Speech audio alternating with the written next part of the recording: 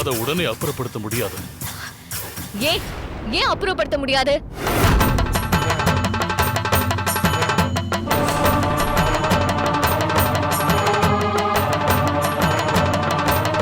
அந்த கனகதுர்க்கையே உங்க வீட்டுக்கே வந்துட்டா. இன்னும் 4 நாளைக்கு இந்த கனகதுர்கா அம்மா உங்க வீட்டுல தான் இருக்க போறா. அம்மனை வீட்டுக்குள்ள கொண்டு போய் வைங்க. சரிங்க. கொண்டு போங்க போங்க போங்க.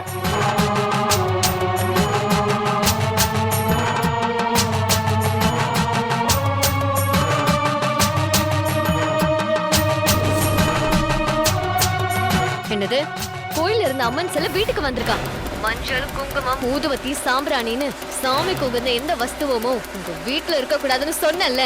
பூஜை அறையில இருக்கிற சாமி படத்துக்கெல்லாம் மந்திர துணி போட்டு மூடுங்கன்னு உத்தரவு போட்டிருந்தேன்.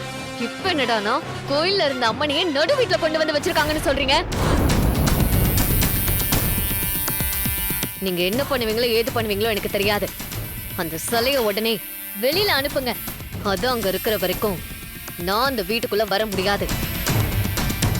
எனக்கு வெறி வந்தா நான் என்னவாயிடுவேன்னு உங்களுக்கு தெரியும்ல. தெரியுமா? அம்மன் வீட்டுல இருக்கிற வரைக்கும் நீ மாயாவா இருக்க முடியாது. மோகினியா மாறிடுவ. அது தெரிஞ்சும் சிலையை அப்புறப்படுத்த முடியாதுன்னு சொல்றீங்க. நான் இங்க இருந்து கிளம்ப போறேன். அங்க வரும்போது அம்மன் சிலை வீட்டுல இருக்க கூடாது. புரியுதா?